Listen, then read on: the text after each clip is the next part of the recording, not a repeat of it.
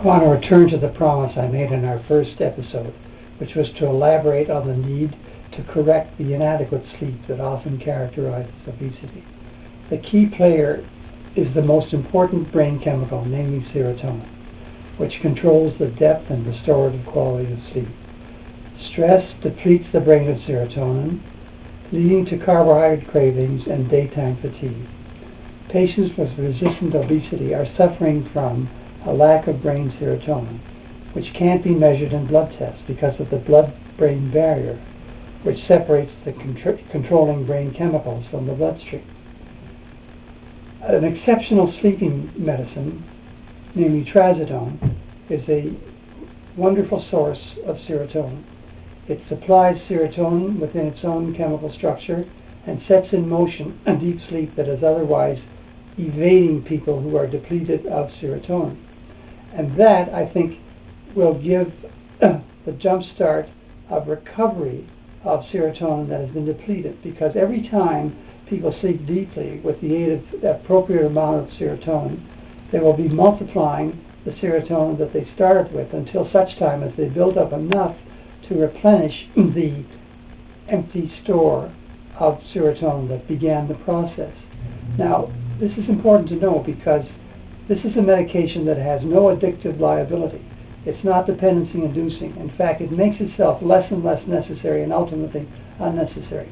However, to take advantage of serotonin from trazodone, you need a physician to cooperate with you. And this is the sticking point here, because I'm not certain that my colleagues have yet agreed on the importance of sleep and the pathogenesis or the development of obesity, but in my extensive experience, it is the critical element that seems to be missing in the medical control of obesity, which up to now can be satisfactorily achieved, but only temporarily, by diet and exercise. What holds people back from keeping that weight off over the long run is that the act of dieting itself depletes them of serotonin. Anyway, getting back to the physician's role in this, it should be remembered that this is a medicine, trazodone, that where one size does not fit all, and therefore you have to adjust the dose appropriately. And the way in which you know what's right for the patient at that time is the control of the symptoms of carbohydrate craving and also the daytime fatigue that we're talking about.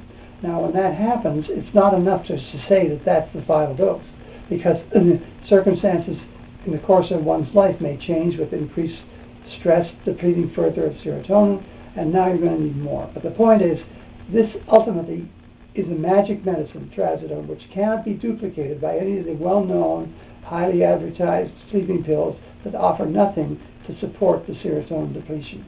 So, this is not exactly the end of my presentations. If there's enough response to these messages, then we'll continue to address some of those questions that are being asked.